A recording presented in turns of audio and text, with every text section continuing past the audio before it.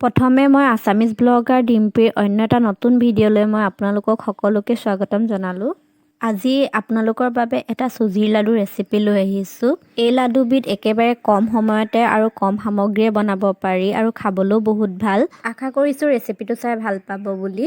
প্ৰথমে মই গেছটো অন কৰি ইয়াতে কেৰাহী এখন পাতি দিছোঁ আৰু ইয়াত চাহ খোৱা কাপৰ জোখেৰে মই 2 কাপ চুজি লৈছোঁ। আপোনালোকে চুজিৰ পৰিমাণটো কম বেছি কৰিব পাৰে আৰু এইখিনি অকণমান দেৰি মই ভাজি ল'ম। চুজিখিনি বৰ বেছি ৰঙচুৱা কৰিব নালাগে, কিন্তু চুজিখিনিৰ অকণমান কেঁচা কেঁচা ভাৱটো যোৱালৈকে আমি ভাজিম। আৰু ইয়াতে মই ঘিৰ জেগাত আপোনালোকে ৰিফাইন তেলো ব্যৱহাৰ কৰিব পাৰে। মই ইয়াত ঘি লৈছোঁ, যিহেতু ঘি দিলে চুজি লাডুখিনি খাই অলপ ভাল লাগে, সোৱাদ লাগে। আৰু সেইবাবে মই আৰু ঘি দিলে গোন্ধটোও ভাল লাগে, সেইবাবে মই ঘি ব্যৱহাৰ কৰিছোঁ। আৰু এইখিনি মই অকণমান 5 মিনিট সময় ভাজি ল'ম। আৰু 5 মিনিটমান ভজাৰ পাছতে এইখিনি দেখিছে অকণমান কালাৰ হৈছে চুজিখিনিৰ ৰংটো। আৰু ইয়াতে মই ড্ৰাই ফ্ৰুটছ এড কৰিছোঁ। ইয়াতে মই বাদাম আৰু কেইটামান কাঠবাদাম দিছোঁ। আৰু আপোনালোকে বেলেগ ড্ৰাই ফ্ৰুট যি আছে সেয়া ব্যৱহাৰ কৰিব পাৰে। মোৰ ওচৰত যিহেতু এইকেইটাই আছিলে, মই এইকেইটাই লৈছোঁ। আৰু এইখিনিও ধুনীয়াকৈ এনেদৰে ভাজি ল'ম। আৰু তাৰ পাছতে মই ইয়াতে এড কৰিম 1 কাপ চেনি। চেনিখিনি মই পিচি লৈছোঁ আৰু এইখিনিও মই ভালদৰে ভাজি ল'ম।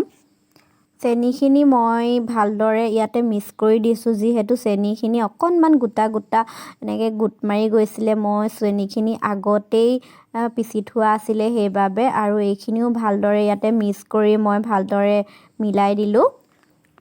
আৰু এনেদৰে চেনিখিনি মিক্স কৰাৰ পিছত ইয়াতে মই অলপ দেৰি এনেকৈ ভাজি থাকিম।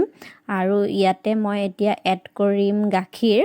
গাখীৰ আপোনালোকে দিয়াৰ পাছতহে গম পাব পাৰিব এই গাখীৰৰ জোখটো, যিহেতু একেবাৰতে গোটেইখিনি দি দিব নালাগে আৰু বৰ বেছি জেকা কৰি দিবও নালাগে। কিন্তু মই আন্দাজ অনুসৰিহে দিছোঁ।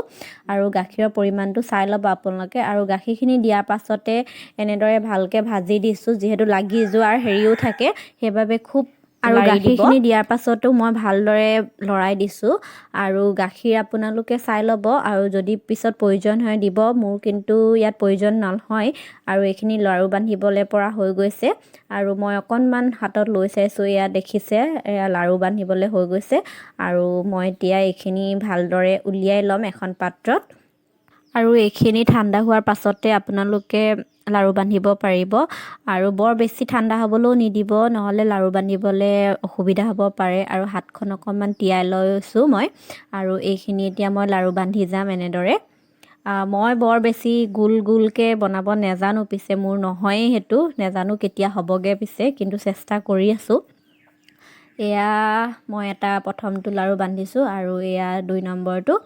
তাৰপিছত এনেকৈয়ে মই বান্ধি গৈছোঁ। ঘৰত যদি কোনোবা থাকে আপোনালোকে সহায় ল'ব পাৰে, একো কথা নাই। মই পিছে অকলেই বান্ধি আছোঁ, এফালে কেমেৰা ধৰিছোঁ, এফালে হেৰি কৰি আছোঁ, লাড়ু বান্ধি আছোঁ। আৰু এয়াই আছিল মোৰ আজিৰ ৰেচিপি। আৰু কেনেকুৱা লাগিলে লাইক শ্বেয়াৰ কৰি জনাব, আৰু মোৰ চেনেলটো ছাবস্ক্ৰাইব কৰি দিব। আৰু যিসকলে মোৰ ফেচবুকত চাই আছে, মোৰ পেজখন ফ'ল' কৰি ল'ব।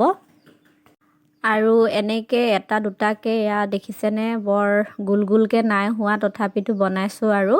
আৰু এইখিনি মোৰ লাড়ু বন্ধা হৈ গ'ল। আৰু এইখিনি এয়াৰটাইট কণ্টেইনাৰ এটাত আপোনালোকে 10 দিন 15 দিনলৈকেও থ'ব পাৰে। মোৰ পিছে 10 দিন 15 দিন নাযাব, এইকেইটা সপ্তাহতে শেষ হ'ব। আৰু এয়া আছিল আজিৰ চুজি লাডুৰ ৰেচিপি। আজি লৈ আহিছোঁ। ধন্যবাদ।